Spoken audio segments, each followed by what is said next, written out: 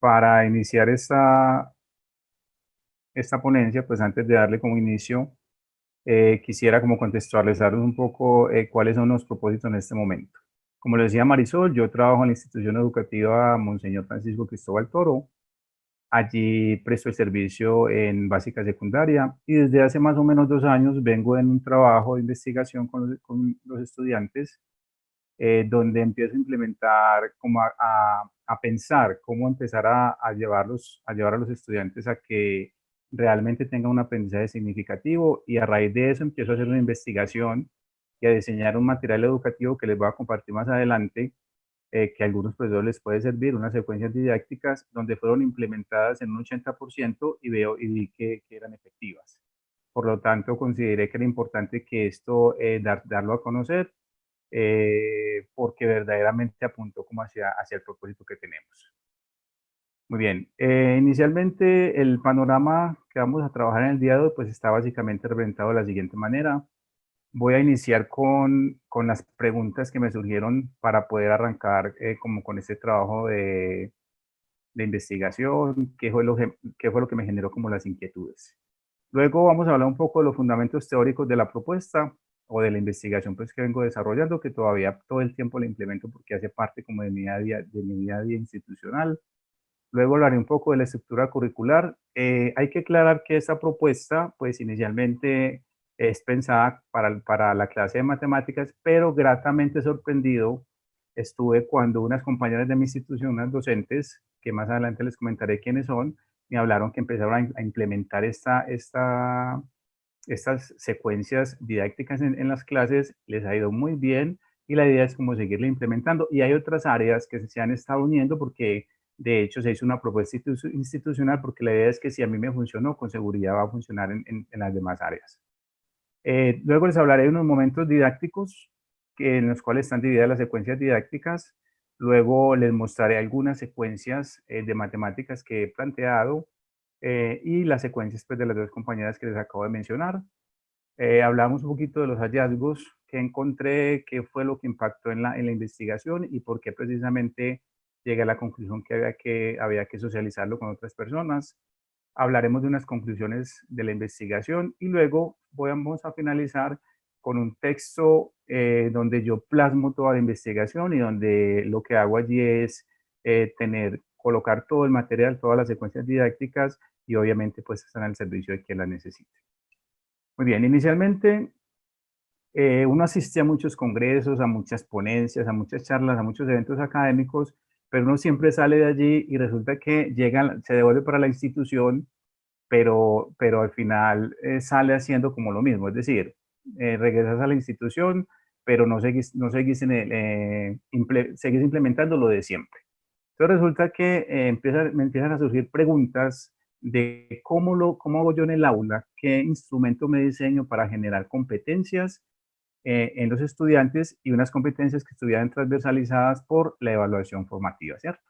Entonces, cuando yo empiezo a hacerme esta pregunta, digo, bueno, entonces empiezo como a rastrear por diferentes partes y me doy cuenta que está el esquema de la evaluación formativa basada en Díaz Barriga en 2013, un esquema que particularmente me llamó la atención porque está dividido por unos momentos y porque Díaz Barriga la define como un conjunto de situaciones matemáticas o en cualquier área pensadas para un aprendizaje específico. Claro, cuando yo veo esta definición, yo digo, esta es la estructura que yo necesito y que yo quiero precisamente para llevar al aula de clase. Luego empiezo a mirar que esa estructura tiene que estar transversalizada con una fundamentación curricular propia del área, ya sea de lengua castellana, ya sea de ciencias, ya sea de matemáticas, como es este caso. Entonces es ahí donde digo, bueno, entonces yo quiero enfocarlo desde las competencias con un enfoque de evaluación formativa, la secuencia didáctica es el instrumento, pero tengo que enlazar todo eso o sea, que me lleve a la estructura curricular. Porque si no voy a seguir trabajando como lo venía haciendo todo el tiempo, simplemente muestro un tema, muestro un objeto de aprendizaje, pero no logro ningún impacto. Luego, cuando ya pienso en que debe haber una estructura curricular, trato de encerrar todo esto en unas secuencias pensadas en unas situaciones, perdón, pensadas en contextos. donde yo pudiera el estudiante no quedarme en una serie de ejercicios matemáticos como tradicionalmente lo venía haciendo, sino como mostrarle a los estudiantes que vayan más allá, que, pues, que desarrollen efectivamente sus competencias. Antes de continuar como con toda la exposición, quisiera mostrarles o adelantarme un poco en lo que es precisamente la estructura de las secuencias didácticas, que fue lo que me dio como esos buenos resultados. Entonces, cada estudiante, cada que yo le presento a un estudiante una secuencia didáctica, yo lo hago presentándole precisamente este esquema. Entonces, inicialmente identifico el área, identifico para qué ciclo está, octavo, noveno, cuarto, quinto, o el ciclo que estemos trabajando, una fecha y el nombre del estudiante. Entonces, cuando yo elijo un objeto de aprendizaje, por ejemplo, cuando yo elijo, por decir algo, los gráficos estadísticos, hablando de matemáticas, entonces lo que yo hago es, bueno, entonces ese objeto matemático que yo estoy eligiendo, ¿cuál es el estándar curricular, perdón, que me lo va a sustentar? ¿Cuál es en qué componente me estoy moviendo con ese objeto matemático? Estoy hablando del área de matemáticas en este caso, pero aplica para todas las áreas. ¿Cuál es la competencia que yo quiero trabajar cuando voy a desarrollar un objeto determinado, ¿cierto? ¿Cuál es el indicador de desempeño que estoy apuntándole? ¿Cuál es el derecho básico de aprendizaje? Es decir, tener muy clara esta estructura curricular, que todas las áreas lo tienen, por lo menos las áreas básicas, porque es enfocarme hacia allá para tener como un horizonte y empezar precisamente a buscar cómo desarrollar en el estudiante eso que yo necesito desarrollar. ¿Cuál es el aprendizaje que voy a vincular en ese objeto de aprendizaje? Valga la redundancia, y cuál es la evidencia que me va a llevar a ese aprendizaje. Miren, yo como docente tengo que tener muy clara esta estructura curricular, porque de otra manera yo voy a perderme en el día a día. Sabemos que ingresamos al aula de clase, hay muchas situaciones que se prestan allí, sabemos que nuestras aulas están saturadas. Yo, por ejemplo, tengo grupos de 40, 42 estudiantes, sé que muchos de nosotros los tenemos, pero entonces me puse a pensar que es importante, así tengamos tantos estudiantes, empezar a pensar en una educación de calidad. Entonces, había que partir por una estructura curricular como esta, que nos la presenta pues el ministerio para cada una de las áreas. Luego de tener claro el objeto y todos estos componentes, entonces ya digo, bueno, entonces vamos a dividir esa secuencia en 4 momentos. Estos momentos me baso en la propuesta que tiene el programa Todos Aprender del PTA, del Ministerio de Educación Nacional, donde hablamos inicialmente de unos saberes previos. Yo qué debo darle al estudiante o qué debo asegurarme que él sepa para poder avanzar en el proceso, ¿cierto? Segundo momento, viene una estructuración, que es donde yo ya como docente, como experto en el área, voy y le muestro a los estudiantes aquellos conceptos, aquellos elementos teóricos que ellos necesitan frente al objeto de aprendizaje que yo voy a trabajar. En un tercer momento es donde le planteo a los estudiantes todas esas situaciones de aprendizaje que me van a dar cuenta de ese aprendizaje que yo planteé en la parte superior. Por eso es tan importante yo tener claro cuál es el aprendizaje para poder enfocar precisamente las situaciones en torno a ese aprendizaje y en torno a la competencia que quiero trabajar, ¿cierto? Y viene un cuarto momento que para mí es supremamente importante, que es donde empecé a darme cuenta de una cantidad de elementos importantes en esta investigación, en la implementación en el aula, y los estudiantes siempre me van a responder estos dos interrogantes.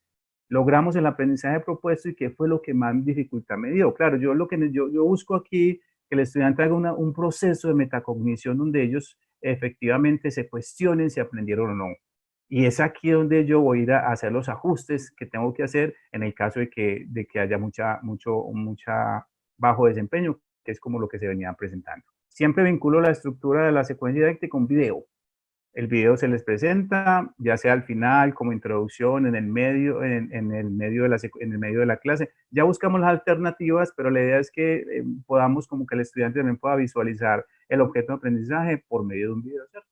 Cerramos con una autoevaluación, muy importante esta autoevaluación. Si hacemos trabajo grupal, pues vinculamos una coevaluación, y es esto lo que al final, cuando yo debo dar un criterio numérico, porque yo no me puedo quedar solamente en lo cualitativo. Aquí hay que tener en cuenta lo cualitativo, obviamente. Es esa la evaluación formativa. Pero mi colegio me exige dar una valoración numérica. Entonces, con base en esta autoevaluación, en esta coevaluación y en todo el proceso que yo hago en los 4 momentos que yo empiezo que yo les puedo dar una calificación a los estudiantes. Y finalmente, pues toda secuencia didáctica me la cierro con unas referencias, porque lo que yo hago lo que yo hice al sistematizar esta práctica fue recopilar todas las secuencias didácticas perdón, a recopilar una serie de situaciones basándome mucho en las cápsulas educativas de Colombia Aprende. Obviamente, cuando uno diseña una secuencia didáctica, lo que hace es, claro, tomar las situaciones que tengan que tomar, pero hay cosas que uno también como que le pone su toque personal.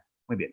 Esa es básicamente la escritura. Quise mostrárselas porque quiero que sepan hacia dónde vamos, porque finalmente ese es el producto. O sea, porque yo como docente soy consciente que debo llevar algo práctico al aula porque es la practicidad la que me permite trabajar en el aula. Muy bien. Ahora, ¿cuáles fueron los fundamentos teóricos que le dan base a este estudio, a esta investigación? Entonces, una vez tenía yo la idea y empecé a darme cuenta que esto estaba funcionando, que en los estudiantes los desempeños empezaron a mejorar, pues yo dije, perfecto, entonces hay que buscar yo cómo consolido esto, bajo qué estructura, porque yo estoy convencido que una cosa es la práctica y otra cosa es la teoría. O sea, a mí me hablan cosas muy bonitas muy bonitas y era lo que me pasaba precisamente en los congresos, en los eventos académicos, donde yo salía lleno de mucha teoría, pero entonces en la práctica, ¿yo cómo llevo esa teoría a la práctica? Y por eso, como sé que somos docentes muchos de nosotros, o quizá todos, y por eso quiero que se lleve una propuesta que podamos llevar al aula y que no se quede en la sola teoría. Sin embargo, una propuesta suelta, sin un fundamento teórico, también carece como de argumento. Me basé en la evaluación formativa, eh, planteada inicialmente por el Ministerio de Educación de la República de Chile. Ese concepto de evaluación formativa y que posteriormente en nuestro Ministerio de Educación colombiano trae a nuestro país y empieza como a incorporarla como con la idea de meterlas al aula de clase, que ahora vamos a hablar un poquito de la evaluación formativa. Viene la estructura curricular, que fue la que les acabé de mencionar en el encabezado de la secuencia didáctica, los estándares, los aprendizajes, las evidencias, todo lo que vimos allí, esa es la estructura curricular a la cual me refiero, que la baso en el Ministerio de Educación de Colombia en 2007, 2016 y 2017. Luego viene la estructura de la secuencia didáctica, que es lo que precisamente me permite en el aula implementar toda esta teoría. Me baso en Díaz Barriga, 2013, y los momentos didácticos, que son básicamente 4 momentos, como se los mostré hace un momento, hace un instante, valga la redundancia, donde es esa división de la clase la que me permite a mí empezar a encontrar unas evidencias, hacerle un seguimiento al aprendizaje, que es evidentemente lo que fundamenta toda evaluación formativa. Pero todo esto unido tenía que apuntar a algo, a un suceso importante que es la esencia de este trabajo, que es buscar en los estudiantes el desarrollo de competencias matemáticas, como las define el Ministerio de Educación Nacional 2017. Entonces, cuando yo voy rastro digo, bueno, para el Ministerio Competencia, y es un concepto del cual yo estoy totalmente de acuerdo, son todas aquellas habilidades, destrezas, conocimientos, aptitudes con P y actitudes con C, que el estudiante puede utilizar en su momento para resolver diferentes situaciones. Entonces yo tenía claro el concepto de competencia, pero no lo estaba llevando al aula. O sea, finalmente el estudiante no estaba saliendo competente en aquellos criterios que me planteaban el Ministerio de Educación Nacional. Entonces, esa fue una de las inquietudes que me llevaron a decir, bueno, entonces, finalmente, ¿cómo hago que sea competente? Y me di cuenta que a través del recurso de secuencias didácticas lo podía lograr. Muy bien. Avanzamos con la estructura curricular dada por el Ministerio de Educación. Esta estructura curricular básicamente son para todas las áreas básicas, valga la redundancia. Para todas las áreas se está presentando esto. Por ejemplo, los estándares básicos de competencias. Yo sé que todos los que hemos pasado por una facultad de educación y los que no han pasado, pero que han hecho algún curso en pedagogía, les han hablado de los estándares. Pero la pregunta es, ¿qué tan consciente soy yo de la importancia de esos estándares al momento de yo abordar mis clases? Claro, la teoría está muy bonita, está en un libro, la consigo en internet, la consigo en muchas partes, pero ¿cómo llevo esos estándares finalmente al aula de clase? La secuencia didáctica me permitió darle respuesta a ese interrogante. Nuestros estándares en matemáticas fueron los últimos, los sacaron en el 2007-2006 y en este caso, en este momento se da cuenta uno que finalmente es esa la base, claro, que son los estándares, es el fundamento hacia dónde debo llevar los estudiantes. Si yo como docente no tengo claros los estándares de mi área, yo no podría dar una educación con unos horizontes como los que necesitamos dar en este momento. También retomé el documento de los derechos básicos de aprendizaje, que recuerden que es un documento que saca el Ministerio de Educación hace más o menos hacia el 2016-2017, que ha sacado dos versiones, la 1 y la 2. Yo me estoy basando aquí en la versión número 2, donde la idea del Ministerio de Educación es, bueno, los docentes no estamos leyendo los estándares, no nos estamos basando en lo que nos están pidiendo, entonces vamos a generar un documento donde nos vamos a centrar en los aprendizajes de los estudiantes. Y si yo me voy a mirar los derechos de aprendizaje, me doy cuenta que además de mostrarme unos aprendizajes, me está mostrando una serie de situaciones para poder llegar a esos aprendizajes. Y es eso, entonces ya por grados me dicen, bueno, para sexto estos son los aprendizajes y aquí les regalamos unas situaciones para que aborde esos aprendizajes. Y así para cada uno de los grados. Entonces es importante empezar a encontrar coherencia. Los estándares deben ser coherentes con los derechos básicos de aprendizaje, pero al mismo tiempo esos derechos básicos de aprendizaje deben ser coherentes con una matriz de referencia en matemáticas que los invito en algún momento a que la miren. ¿Qué trae la matriz de referencia? La tiene matemática, la tiene lengua castellana, la tiene ciencias naturales, la tiene sociales, que son como las áreas básicas que hasta el momento sé que las tienen allí incorporadas. Allí en esta matriz lo que nos hacen es mostrarnos más o menos no, mostrarnos cuáles son las competencias, cuáles son los aprendizajes, cuáles son las evidencias de aprendizaje que deben desarrollar los estudiantes. Entonces, claro, si yo tengo claro estos tres componentes, voy a estar totalmente seguro que en el aula de clase voy a abordar la educación como debe ser. Muy bien, entonces, una vez tuve en cuenta eso, ahí fue donde dije, bueno, vamos a darle fundamento pues, a estas secuencias didácticas. La evaluación formativa un asunto importantísimo que viene ya tomando mucho peso en la educación en los últimos años, pero que yo siento que así como los demás criterios teóricos, yo siento que se han quedado como meramente en la teoría. Entonces, cuando yo hablo de que la evaluación formativa se plantea básicamente tres interrogantes. ¿Hacia dónde vamos? ¿Dónde estamos?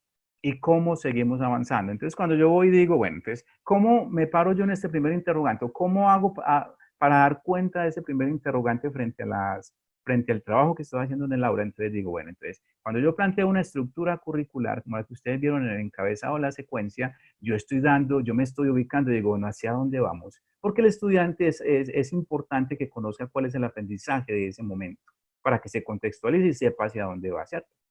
Luego, en los momentos didácticos 1, 2 y 3, me paro acá y trato de responder el interrogante, ¿dónde estamos? Entonces, es a través de esos tres momentos, con la secuencia didáctica, que yo empiezo a recolectar información, que yo empiezo a interpretar esa información y que yo empiezo a identificar la brecha de aprendizaje. ¿A qué se refiere con la brecha de aprendizaje? ¿Dónde estamos y qué tan distantes estamos de lo que deberíamos estar? Es decir, el Ministerio de Educación me dice, un joven del ciclo octavo y noveno debe estar trabajando para el segundo periodo, planteamos cualquier objeto de aprendizaje, debe estar con el teorema de Pitágoras y debe asumir la competencia comunicación, donde pueda expresar ese teorema de diferentes maneras. Entonces yo pienso, listo, debemos estar o sea, según los criterios de los estándares debemos estar allí, pero realmente ¿dónde estamos? Porque es que una cosa es lo que me plantean allí en la teoría, otra cosa es lo que yo vivo en el aula. Cuando yo empecé a incorporar todo esto, empecé a decir, bueno, empecé como a cortar esa brecha y empecé como a llevar al estudiante a donde debe llegar, porque finalmente nos quejamos mucho de que nuestras pruebas internas y externas, sobre todo las externas, no están resultando como queremos. Entonces, alguna vez el rector de mi institución se planteaba, ¿pero por qué? ¿Qué está pasando? Pues si tenemos unos docentes de matemáticas calificados para el trabajo, ¿qué pasa? Claro, la pregunta es, ¿hasta qué punto estamos abordando el área desde los lineamientos que me pide el ministerio, ¿cierto?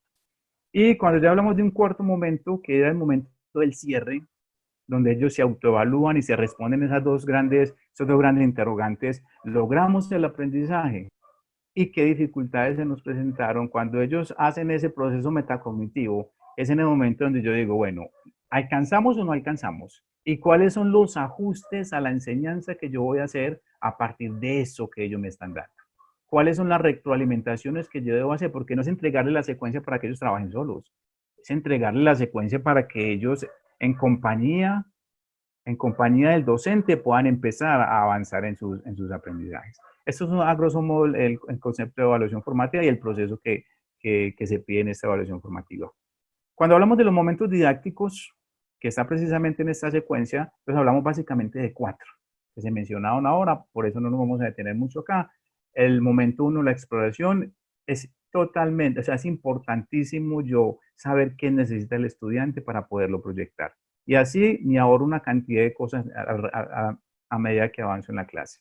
La estructuración, que como experto en el área, cada uno en su área, sabe que si va a trabajar un objeto de aprendizaje, pues obviamente va a tener un dominio sobre ese objeto y va a empezar en este momento donde les va a dar a los estudiantes la conceptualización de ese objeto de aprendizaje. Pero nada me sirve con quedarme conceptualizando. Yo tengo que llegar a un tercer momento didáctico, que es la práctica y transferencia.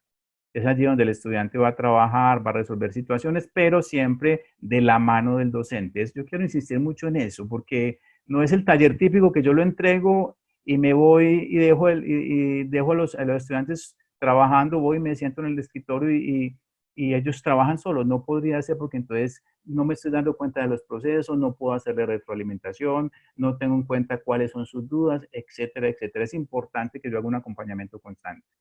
Y en el momento 4, que es el del momento del cierre, donde ellos responden esos dos grandes interrogantes que mencionábamos y donde ellos ya se autoevalúan y se coevalúan en el caso de que hayamos trabajado en grupos. Esos son básicamente los 4 momentos que yo utilizo a partir de las secuencias didácticas. En matemáticas particularmente, vamos ahora a meternos un poquito ya directamente con el área de matemáticas, no para dar una clase en este momento de matemáticas, ese no es el objetivo, pero sí quiero mostrarle, por ejemplo, cuáles son los componentes en matemáticas a los cuales yo debo apuntar en el desarrollo de cualquier secuencia didáctica. Entonces, claro, el Ministerio de Educación me dice a mí, recuerden que por allá los que sean de matemáticas están un poquito más contextualizados, nos hablaban de 5 pensamientos numéricos, que todavía nos hablan de ellos, pero ya para este momento, entonces esos 5 pensamientos los incorporan en 3 grandes componentes: el numérico variacional, el aleatorio y el geométrico métrico. Entonces yo como docente debo tener claro, bueno, dentro de mi malla curricular están los 3 componentes, ¿sí o no? Esa es una pregunta que queda abierta para todos. Yo voy a trabajar, por decir algo, el componente numérico variacional, perfecto. Entonces ahora yo tengo que ubicarme en cuáles son cuál es el estándar, cuál es el DBA, cuáles son esos componentes teóricos que me van a permitir transversalizar el componente numérico variacional. Porque es en esa medida en que yo puedo caminar hacia donde debo caminar. Yo tengo claro que la competencia que debo trabajar en los estudiantes de básica, secundaria y primaria es el razonamiento matemático. Entonces, desde el componente variacional, ¿qué situaciones puedo plantear para trabajar esa competencia? Muy bien. Quiero en este momento compartirles algunas de las secuencias didácticas que he logrado trabajar con los estudiantes, pero más que compartir la secuencia, y si alguien la necesita en algún momento, con mucho gusto se la envío. De hecho, me ha servido muchísimo para el trabajo de esta contingencia sanitaria con esta emergencia. Ha sido mucho el trabajo que les he podido compartir a los estudiantes, buscando siempre como no excederme, porque la idea de la secuencia didáctica no es entregar por entregar. La idea de la secuencia didáctica es trabajen, pero finalmente busquemos qué dudas, escuchémonos qué dudas tuvieron frente a ese trabajo, ¿cierto? Por ejemplo, en el grado cuarto y quinto, esta secuencia no la he implementado porque yo no trabajo con primaria, pero de todas maneras yo siento que hay que empezar a construir material, porque yo no me puedo quedar solo con bachillerato, aunque he tenido la experiencia en primaria. En este momento ya hace varios años estoy con bachillerato, pero igual son secuencias didácticas que quiero compartir con todos los que crean que les puede interesar. Por ejemplo, miremos esta secuencia didáctica esta estaba programada para el ciclo cuarto y quinto. Aquí planteé trabajar el objeto estadístico, el objeto de aprendizaje de gráficos estadísticos. Cuando yo planteo ese objeto, entonces la pregunta que me debo hacer, bueno, ¿cuáles son los lineamientos curriculares que a mí me sustentan este objeto matemático? Porque no es dar el objeto por darlo, no es ir a clase, poner el título gráficos estadísticos, dar cualquier teoría, o sea, dentro de lo tradicional, yo no puedo quedarme en eso. Entonces yo voy y digo, bueno, el estándar curricular que me sustenta eso es este estándar curricular. Interpreta información en tablas y gráficos, pero hay un componente que es el aleatorio, que era el que estábamos hablando en ese momento. Pero hay un indicador de desempeño que me lleva también a ese objeto de aprendizaje, ¿cierto? Hay un DBA, un derecho básico de aprendizaje, que me fundamenta, que me dice, mire, estos gráficos estadísticos, cuando yo quiero trabajar con los estudiantes sobre estos gráficos, yo debo apuntar a esto, a formular preguntas que requieren comparar grupos de datos, ¿cierto? Pero también hay un aprendizaje. Entonces yo debo tener claro cuál es el aprendizaje al que quiero que los estudiantes lleguen para poder lograr que lleguen a ese, ¿cierto? ¿Cómo? A través de las situaciones que planteé. Pero también hay una evidencia de aprendizaje. Claro, si yo quiero que ellos lleguen a este aprendizaje, a hacer las traducciones entre diferentes representaciones, tengo que ir mirando el paso a paso cómo ellos, leyendo e interpretando información, van a llegar a hacer esas traducciones. Muy bien, cuando tengo claro esto, que inicialmente, y les confieso que al inicio de esta experiencia no fue fácil diseñar las secuencias didácticas, porque claro, implica sentarse, pensar la situación, pero más que pensar la situación, las situaciones ya están hechas. Hay muchas situaciones que yo puedo retomar de muchas plataformas, obviamente respetando los derechos de autor, pero una vez tengo yo esto claro, pues bueno, ahora vamos entonces a mirar todo esto que tengo aquí tan teórico, cómo lo llevo al aula de clase. Entonces dije, bueno, entonces vamos a pensar en un primer momento donde hagamos una exploración. Y esa exploración tiene que ser obviamente en torno a lo que yo estaba apuntando. Pero obviamente no puede ser un nivel muy alto porque la idea es que el estudiante empiece, aunque son de cuarto y quinto, para este caso, pues los estudiantes simplemente se busca que tengan ya unos preconceptos, ¿cierto? Que entonces le planteo varios interrogantes. ¿Qué gráficos estadísticos conocen? Preguntas que yo les voy haciendo y preguntas que los van a ir introduciendo el tema que finalmente yo quiero trabajar. Esta secuencia como tal es un poco más gráfica porque es para niños, entonces la idea es que incorporarle como cositas que lo resulte un poco atractivo para ellos. Muy bien, me voy para un segundo momento que es la estructuración, donde ya busco, ya le entrego a los estudiantes los conceptos que quiero trabajar. Muy bien, estos son los conceptos como tal. No me voy a detener mucho acá porque la idea no es quedarnos allí, sino como mirar, mirar enseguida qué pasó con los resultados. Profe, usted nos está mostrando en este momento la secuencia, porque solamente ¿Sí? estamos viendo la presentación. Les estoy mostrando la secuencia. ¿No se está viendo? Estamos viendo la presentación y en este momento donde dice una estrategia de aprendizaje basada en secuencias didácticas. Bueno, entonces me toca salirme de acá y compartirla. Entonces permíteme, yo se las comparto. Listo. Gracias. Gracias, Marisol, la voz. Esta sí la están viendo ya. Ahí sí estamos viendo, profe. Ah, bueno, qué pena pues con todos, pero no lo tenía claro aquí. Muy bien, entonces Tranquilo. vamos, lo que les estaba diciendo, cuando yo planteo la secuencia didáctica para el estudiante, yo aquí digo, bueno, voy a trabajar los gráficos estadísticos. Entonces ahora la pregunta mía es, ¿cuáles son esos componentes curriculares que me sustentan esos gráficos estadísticos? Entonces yo me voy para el estándar curricular, es ese estándar en el que yo tengo que tener claro que es el que voy a trabajar, pero ese estándar está en un marco de un componente aleatorio que apunta a un indicador de desempeño específico, que es el uso de las representaciones, pero que también estoy trabajando la competencia de comunicación a través de las situaciones que voy a plantear, pero que apunta a un derecho básico de aprendizaje que está planteado ya por el Ministerio de Educación Nacional, pero que también tiene que ver con un aprendizaje y con una evidencia de aprendizaje. Ahora que les estaba comentando, cuando no estaban viendo este pantallazo, claro, no es fácil plantear esto. De hecho, cuando yo miro la recopilación de las secuencias que he logrado redactar, que han sido bastanticas, claro, inicialmente no es sencillo porque es conocer todos estos componentes teóricos, pero finalmente cuando lo logro aterrizar en el aula de clase, porque no es trabajar secuencias didácticas todo el tiempo porque no sería muy práctico de alguna manera. Claro, también hay que trabajar la parte procedimental para poder llegar a resolver este tipo de secuencias didácticas. Una vez tengo claro toda esa estructura curricular, entonces ya me voy a plantearle los 4 momentos didácticos que les había comentado hace un momento. Entonces, para el momento número 1, que es la exploración de saberes previos, entonces yo ya le planteo a los estudiantes varios interrogantes. Les decía hace un momento que es una secuencia para cuarto y quinto. O sea, es una secuencia que no he implementado aún porque no trabajo con estos grados, pero sí es material que se comparte con los docentes y que sé que otros docentes lo han implementado. Entonces planteamos aquí las preguntas que me van a llevar a introducir al tema. ¿Relacionados con qué? Con los gráficos estadísticos. Una vez luego resolver esos interrogantes con los estudiantes, porque es buscar, es mirar ellos qué saben, pero al mismo tiempo yo acompañarlos en esa indagación de los conocimientos previos. Luego vamos a un segundo momento, donde es la estructuración, donde es el momento donde yo voy a conceptualizar como experto en el área a qué se refieren esos gráficos estadísticos. Entonces, en este caso, por ejemplo, la propuesta es hablarle a los estudiantes de estos 4 gráficos estadísticos como uno de las principales herramientas precisamente en el objeto de aprendizaje que estamos trabajando. Una vez ya conceptualizo, me voy para el momento en que los estudiantes van a practicar, van a poner en práctica esos conceptos que yo les estaba mencionando.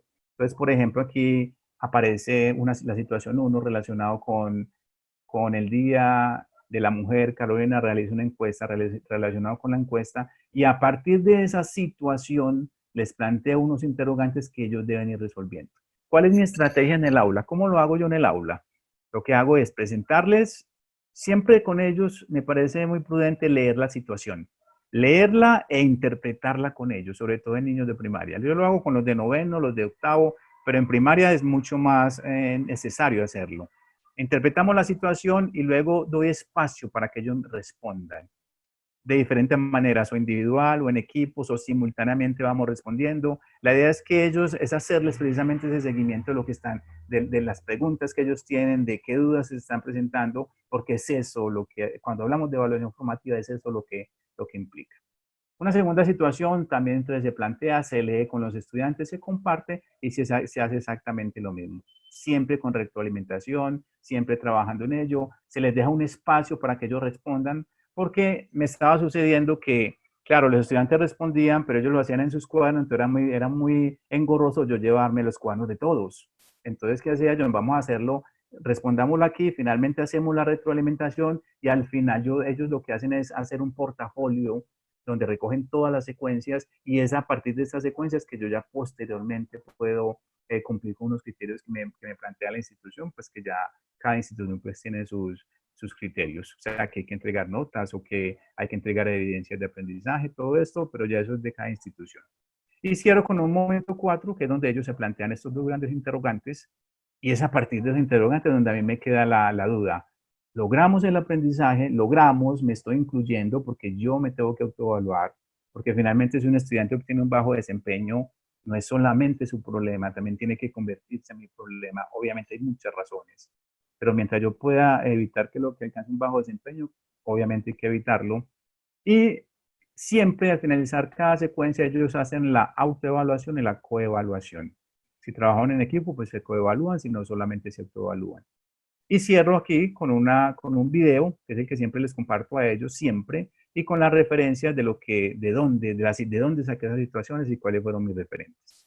Esta es una secuencia, como les repite, como les dije hace un momento, para el ciclo cuarto y quinto.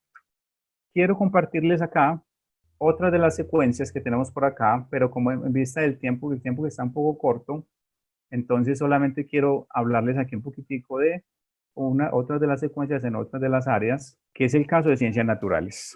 Cuando las docentes de otras áreas empiezan a ver mi propuesta, empiezan a incorporarse. En este momento se están incorporando las áreas de sociales, de ciencias naturales, y sé que lengua castellana también ha estado ya pensándole cómo empezar a llevar esa propuesta al aula. Entonces, la docente Carolina Flores, una docente de mi institución, trabaja, por ejemplo, me envió esta secuencia que él ha estado trabajando con los chicos, entonces es básicamente la misma estructura.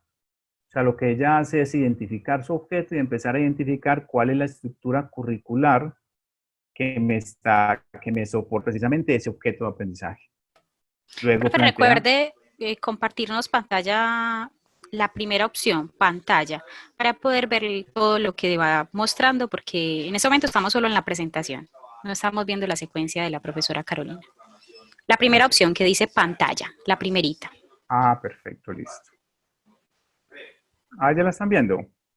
Sí, profe, ahí está muy bien. Ahí Perfecto. estamos viendo. Ya, perfecto, ahí ya solucionamos. Entonces, ya lo que hace es, a partir de ese objeto de aprendizaje, que son los mecanismos de transferencia de la herencia en su área de ciencias naturales, entonces ya listo. Ella empieza a investigar cuál es el componente curricular que me soporta ese objeto de aprendizaje, empieza a hacer ese análisis y luego empieza a presentar, a desarrollar cada uno de los momentos. Entonces, en el momento de la exploración, saberes previos, pues les propone esta lectura. Con base en esta lectura, pues hay unas preguntas que se le va a plantear con base en esas preguntas y con base en la lectura, pues hay unos términos que ella quiere enfatizar. Luego se va para un segundo momento, que es la parte de la conceptualización de su tema, que ya es su área. Luego se va para un tercer momento, donde les propone un taller. No me comparte el taller, solamente comparte que es un taller que está junto en algún momento. Luego habla de las dos preguntas finales, les entrega la autoevaluación que hace parte de esa secuencia y les entrega las referencias. ¿Qué me dice la docente con este trabajo? Me planteaba que definitivamente es una propuesta que le ha ayudado a enfocar la educación desde el concepto de competencia, ¿cierto? Enfocar la educación desde el concepto de evaluación formativa, que eso es lo que finalmente queremos a llegar pues todos en ese caso. Muy bien. Hay otras secuencias, pues que no me da tiempo ahora de compartirlas, pero en su momento ahora, si quieren, me dejan los datos y que les interese, con gusto se las comparto, claro que sí. En ciencias sociales está, en matemáticas obviamente también. Vamos entonces aquí en este momento a mirar un poco el análisis de resultados, porque ya el tiempo se me está acabando, de qué fue lo que yo encontré allí. Entonces, cuando yo empiezo a trabajar con los estudiantes y yo empiezo a encontrar algunas cosas significativas, les digo, bueno, esto puede estar funcionando. Marisol, ¿están viendo hoy la presentación, cierto? Sí, sí, profe. Perfecto. Ya nos quedan como 5 minuticos, profe. Dale, muchas gracias.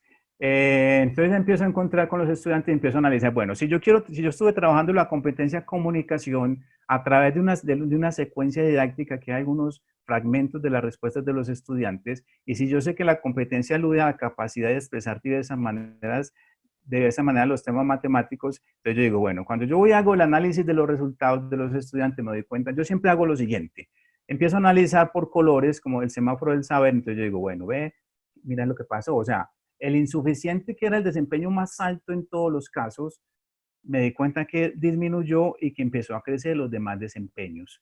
Y tengo claro que es en esta competencia y que es en este componente. Pero también hice el mismo análisis, por ejemplo, con la resolución de problemas. Me doy cuenta que en la resolución de problemas los estudiantes logran desempeños insuficientes en un 0%, cosa que me llamó mucho la atención, y que los demás desempeños empiezan a crecer. Es decir, es en este caso donde yo digo, bueno, estas secuencias didácticas, sabiéndolas implementar, me estaban dando unos excelentes resultados y yo ya como docente estaba quedando muy tranquilo que estaba abordando la educación como era. Esta parte me lo voy a saltar por efectos del tiempo. Cuando hablamos de evaluación formativa, pues básicamente hablamos como de unos criterios concretos. Esas son las preguntas que planteamos al principio. ¿Hacia dónde vamos? Esa estructura curricular me permite llevar al estudiante y decirle, bueno, hacia dónde quiero que vaya, vamos a llevarlo hacia allá. ¿Dónde estamos? Los momentos 1, 2 y 3 me permiten siempre recopilar información, revisar las secuencias didácticas, escuchar observación de los estudiantes, plantear preguntas abiertas a los estudiantes, y con base en eso es que yo empiezo a recopilar una serie de información. Y ya cómo seguimos es precisamente donde yo, a partir de estos dos interrogantes, a partir de todo el proceso que hago con los estudiantes, estas son dos respuestas textuales de los estudiantes frente a dos preguntas que se les hizo, entonces ya la autoevaluación, la retroalimentación, las adaptaciones que empiezo a hacerle a la propuesta de aprendizaje, es lo que finalmente me lleva a plantearme, ¿logré o no logré el objetivo? O ellos sí alcanzaron el aprendizaje, ¿cierto? Muy bien.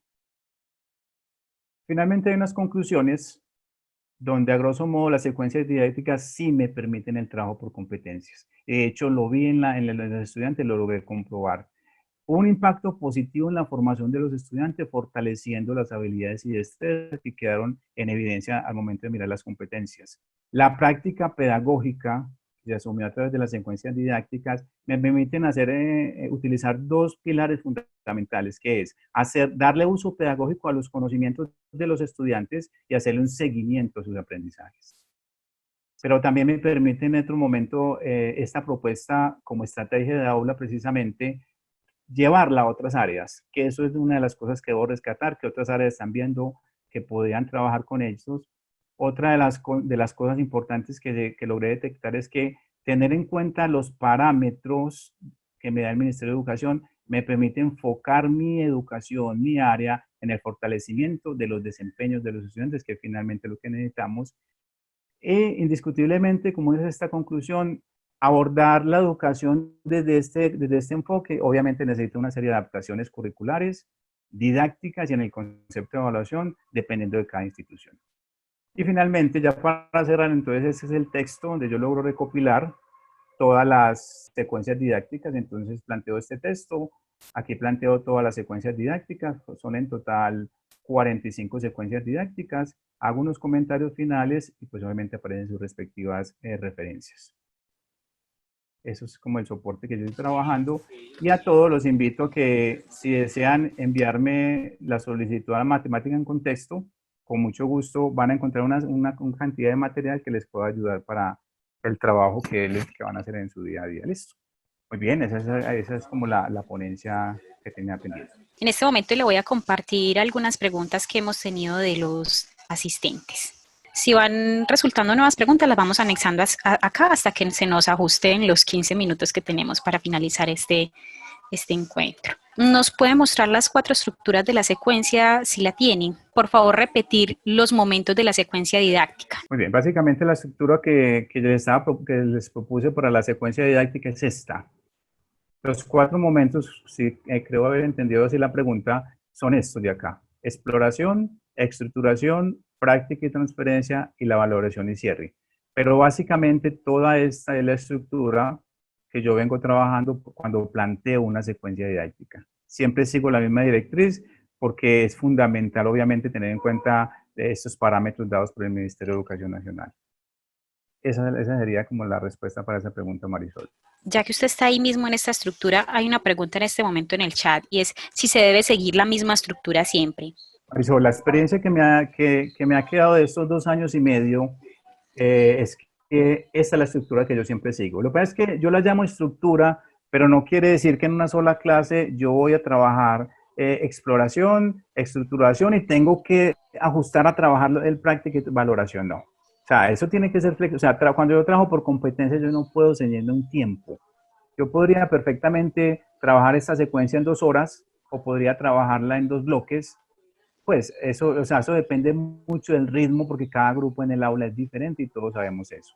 Pero la estructura como tal, estos lineamientos como tal, siempre los sigo al momento de plantear las secuencias didácticas. Claro que sí. Perfecto. Profe, ¿qué otras actividades se pueden realizar en el primer momento que no sean preguntas? Pues mira, eso queda como a creatividad del docente, ¿sabes? Por ejemplo, te voy a contar una experiencia. Trabajando un tema cualquiera con un grado noveno, me di cuenta que, por ejemplo, me era más fácil yo introducir los saberes previos a partir de un video tutorial. Entonces, cuando en la estructura que yo planteo, en el momento uno dentro de la estructura, en ningún momento les planteé preguntas como tal, sino que lo que hice fue colocar el link del video tutorial para que lo llevara a YouTube, en el caso de que alguno quisiera buscarlo, y fue a partir de ese video tutorial que yo que yo hice la introducción a la estructuración como tal. O sea que necesariamente no son preguntas. De hecho, hay secuencias donde no siempre son preguntas. Normalmente lo hago a partir de interrogantes, ¿cierto? La diferencia está en cómo abordo yo esos interrogantes. Si dejo que yo los aborden solos, o yo también hago algún aporte ahí, o cómo lo hago. Pero yo pienso que eso ya depende mucho o sea, la estructura como tal es exploración. Explore usted como docente los saberes previos de los estudiantes de la manera que usted lo considere pertinente. Profe, nos preguntan en el Ministerio de TICS, ¿dónde puedo encontrar estas competencias virtuales metodológicas del docente? Sabes que yo con el Ministerio de las TIC no lo visito mucho. O sea, con respecto a las competencias virtuales como tal, no he hecho mucha indagación con respecto a eso. Pero yo pienso que sería cuestión de hacer meterse a la página y buscar. Pero la verdad en este momento no he hecho ninguna averiguación con respecto a las competencias virtuales como tal, no. Perfecto. Profe, la tabla evaluativa está en los documentos del ministerio. ¿Dónde, perdón? La tabla de evaluación está en los documentos del ministerio. Esta como tal, la autoevaluación y coevaluación. Supongo que sí, pues no tengo Esa es tu especificación de pregunta, cuál. sí.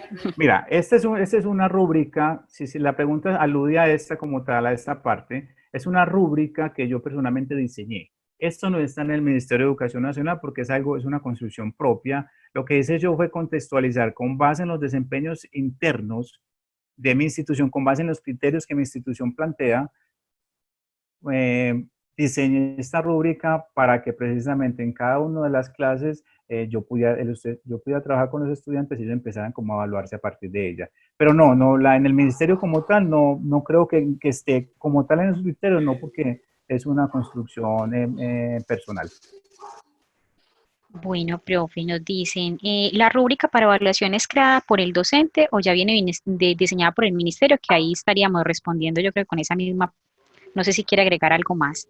Mira, con respecto a la rúbrica, yo pienso que es muy importante, si toman esta rúbrica en su momento, esta rúbrica me ha funcionado porque abarca los diferentes aspectos, ¿cierto? Pero si el docente considera que es necesario incluir o quitar algo de allí, por ejemplo, cuando yo cuando yo hago el trabajo en clase con los estudiantes, el trabajo en equipo, perdón, con los estudiantes, yo en ese momento, obviamente dentro de la rúbrica debo incluir eso, pero si hay un trabajo individual, pues algún docente podrá pensar, entonces yo podría plantear una rúbrica para un trabajo individual y una rúbrica para un trabajo en equipo, pero siento que para ser prácticos es importante como incluir todos los elementos en una sola porque hace parte de todas las secuencias didácticas, pero ya queda como a creatividad del docente cuáles aspectos consideran que es importante evaluar dentro del proceso. Profe, y nos preguntan si usted tiene secuencias para grados sexto, séptimo y octavo. Claro que sí, tengo algunas para esos grados con muchísimo gusto.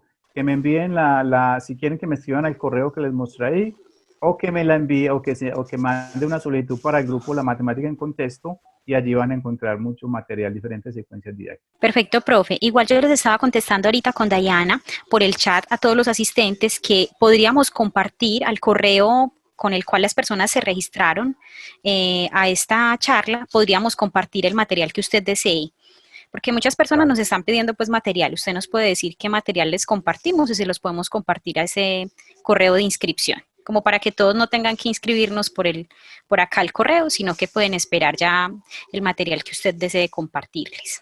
Yo creo, Marisol, que podríamos hacerlo de las dos maneras. Si quieres, ahora hablamos y yo te comparto el material a tu correo, si quieres, para que Perfecto. tú se lo reenvíes. Pero sería muy importante que ellos se inscribieran en el grupo de Facebook porque no van a encontrar solo este material que les voy a compartir, sino muchas otras cosas. ¿Listo? Sí, lo que usted vaya a ir actualizando. Perfecto, profe. Exacto. Está muy bien. Bueno, profe, ¿en qué momento reconoce en la secuencia los ajustes razonables? Pues mira, cuando uno habla de ajustes razonables y si aluden a ese concepto, debemos tener en cuenta que siempre cuando yo voy a trabajar con estudiantes, yo no puedo emplear todo el tiempo de la misma manera, la misma metodología. Es decir, si yo trabajo hoy con los estudiantes una secuencia didáctica determinada, y resulta que, claro, yo con este grupo, con un sexto me funcionó de esta manera, pero con el otro sexto no me funcionó de esa manera. Entonces, cuando termino la secuencia, cuando termino la clase, entonces la pregunta es, bueno, ¿qué tipo de ajustes debo hacerle yo a este trabajo de hoy que no me funcionó igual que el otro? Entonces, claro, aunque hay un esquema general para trabajar siempre en las secuencias didácticas, siempre, de hecho, me gusta esa pregunta porque hace referencia a la evaluación formativa, siempre debo pensar que para la siguiente actividad yo qué debo ajustar, para la siguiente clase yo qué debo ajustar. Y esa palabra de ajuste razonable es muy interesante porque te lleva a que no sea cualquier tipo de ajuste. O sea, tiene que ser algo que verdaderamente impacte y logre como cerrar ese ciclo de evaluación formativa que hablamos ahora de cómo eliminar esa brecha de aprendizaje entre lo que los estudiantes debían haber aprendido y lo que los estudiantes realmente aprendieron. Perfecto. Profe, por acá varias personas nos están pidiendo repetir nuevamente su grupo de Facebook. Si de Claro que pronto sí. se los muestra en la presentación para que les quede más fácil tenerlos. Ahí la estás viendo. Esa es. Ahí están viendo, Ok, profe. Ahí está muy bien. perfecto. ¿Usted ha llevado a cabo pruebas escritas y cómo las aplica? Claro que sí. Mira, la metodología que yo uso en el aula, siendo muy coherente, porque a veces pecamos por trabajar una cosa en el aula y evaluar otra cosa. Entonces, precisamente cuando yo trabajo las secuencias didácticas, yo siempre le pido a los estudiantes, siempre, sistematizar cada una de las secuencias didácticas. ¿Por qué? Porque es después de esa secuencia, de hecho, antes de salir a esta cuarentena o a este tiempo, pues que estamos por fuera de la institución, ya estamos programando una evaluación que nos exige el colegio, que es la evaluación de periodo. Yo le decía a los estudiantes, la evaluación de periodo la vamos a trabajar con base en las secuencias didácticas de la tal, ya en este momento hemos trabajado para esta época del año unas 7 secuencias didácticas. Entonces les decía, vamos a basar la evaluación de periodo primero en esas competencias que ustedes mostraron en las secuencias. Y segundo, vamos a basarlas precisamente en situaciones similares a las que trabajamos allí. Porque yo siento que hay que ser coherente. O sea, yo no puedo llegar al estudiante con que le haga un trabajo en el aula de una manera, pero cuando voy a la evaluación, que era lo que estaba pasando en otros años, que los resultados no eran los más óptimos. Pues claro, hay que ser coherente. Yo trabajo con secuencias didácticas, les propongo unas situaciones, pero cuando yo voy a hacer una evaluación de periodo, porque yo evaluaciones antes de la evaluación de periodo, yo generalmente no evalúo, porque es que a través de las secuencias didácticas yo ya estoy evaluando, yo ya estoy viendo el estudiante que aprendió. Y si no aprendió, pues yo para qué voy a hacer una evaluación si no ha aprendido. Yo hago una evaluación es precisamente para constatar muchas cosas. Pues, si yo sé que no he logrado el aprendizaje, ¿para qué lo evalúo? Sí sé que finalmente va a perder. Entonces, cuando yo planteo la evaluación de periodo, yo lo que hago es sacarla con base en esas secuencias, en ese bloque de secuencias que hemos trabajado. Profe, trabajando a partir de esa forma que usted propone, ¿de qué manera puede hacerse seguimiento al componente actitudinal, procedimental y cognitivo? Claro que sí. Mira, por ejemplo, cuando yo trabajo, es muy curioso porque cuando el estudiante se autoevalúa, me está dando como, está diciendo, bueno, yo me autoevalúo de esta manera o coevalúo a mi compañero de esta manera, porque dentro de la autoevaluación, si ustedes vieron allí la rúbrica, aparece el componente actitudinal. Es en ese momento donde hay una pregunta ahí que se relaciona con el actitudinal. El procedimental, definitivamente, yo siempre debo estar al tanto de qué están haciendo los estudiantes. Es decir, yo no puedo pretender entregar al estudiante la secuencia, y creo que lo decía en el transcurso de la ponencia, y decirle, trabajen y olvidarme de que están trabajando. Claro, yo tengo que empezar a hacer retroalimentación. ¿Y qué es hacer retroalimentación? Estar todo el tiempo mirando qué están haciendo. Y una estrategia que me ha funcionado mucho es que yo hago la retroalimentación. Cuando yo veo que hay muchas dudas en común, yo paro ahí, paremos de trabajar y resolvamos dudas, porque entonces si no la clase no va a fluir, ¿cierto? O si me voy, si veo que ya terminaron en un momento determinado, terminaron la primera situación, lo que yo hago es parar y hacer una retroalimentación general. Y es en esa retroalimentación donde me doy cuenta el estudiante verdaderamente hasta dónde avanzó. Y si no ha logrado avanzar, pues yo lo ayudo a avanzar. Yo creo que esa es como la estrategia, es decir, yo no me puedo olvidar del estudiante porque es que esa es la esencia del aula de clase. Entonces, básicamente lo actitudinal, lo procedimental y la parte de lo cognitivo, pues hace parte de, de cada uno de los momentos didácticos que hacen parte, que conforman la secuencia didáctica. Importante esa pregunta. Hay algunas personas que quieren saber si usted ha tenido limitaciones para el desarrollo de las secuencias didácticas y quieren saber cómo cuáles o qué tipo de limitaciones ha tenido. Pues mira, la principal limitación que se puede presentar en este trabajo es el recurso fotocopia. Les voy a contar que, claro, ¿cuál es mi estrategia con el estudiante? Como ya son estudiantes de octavo y noveno, entonces siempre yo al inicio de semana, cuando me veo con ellos en la primera clase de la semana, yo les digo, para la siguiente clase vamos a trabajar la secuencia didáctica número 8, por decir algo.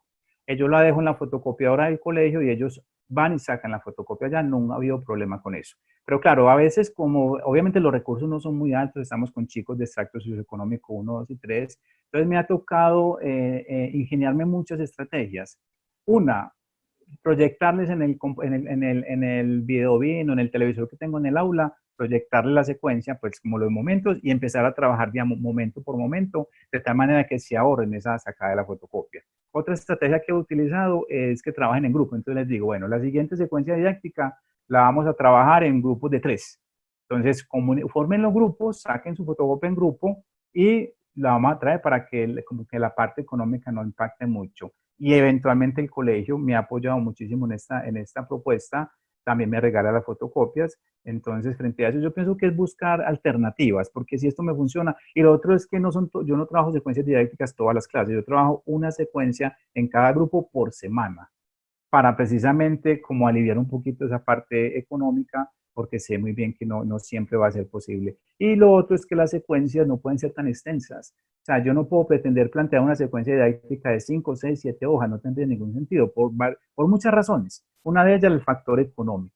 Entonces, esas limitaciones las he logrado subsanar desde ese punto de vista. El desempeño final de los estudiantes que mostró como resultado solo depende del reporte de los estudiantes, es decir, solo de la autoevaluación y coevaluación, o también incluye la evaluación del docente.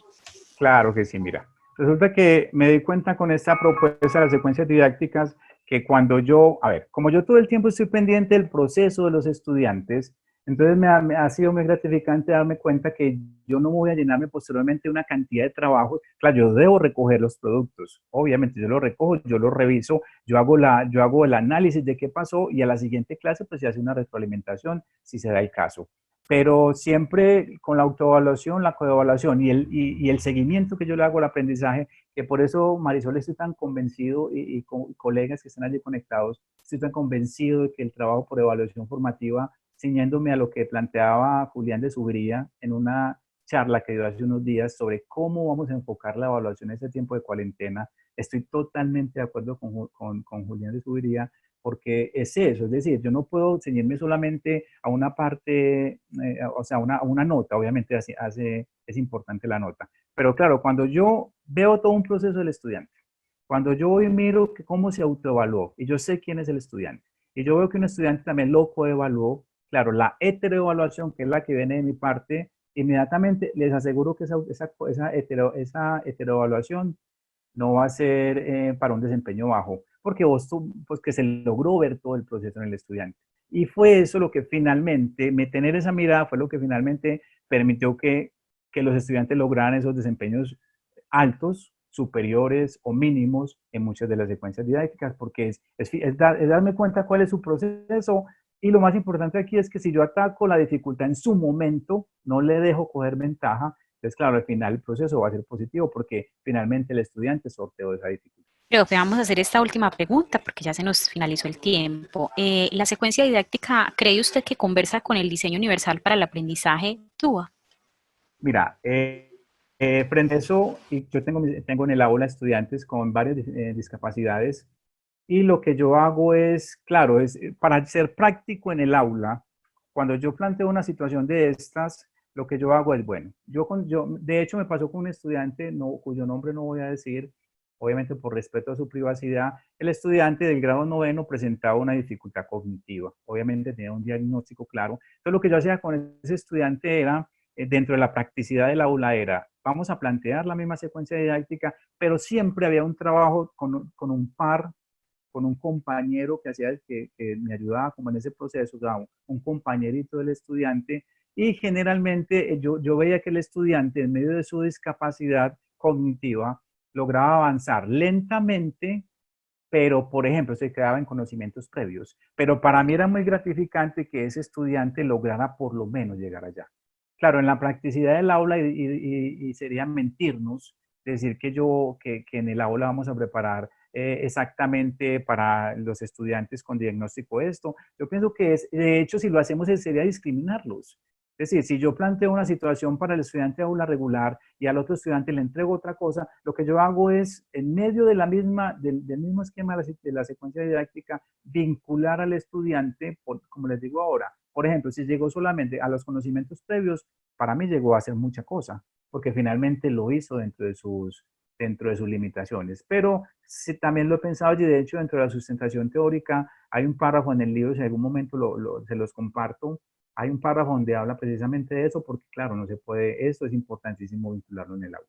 Profe, pues tenemos algunas preguntas que nos van a quedar pendientes por contestar, pero creo que aquí tienen sus datos de contacto y ya lo podrán contactar a usted directamente o seguir su página de Facebook como para tener una relación más cercana.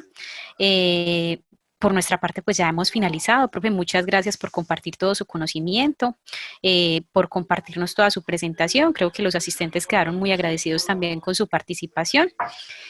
Y pues, profe, no sé si tiene algunas palabras ya para finalizar.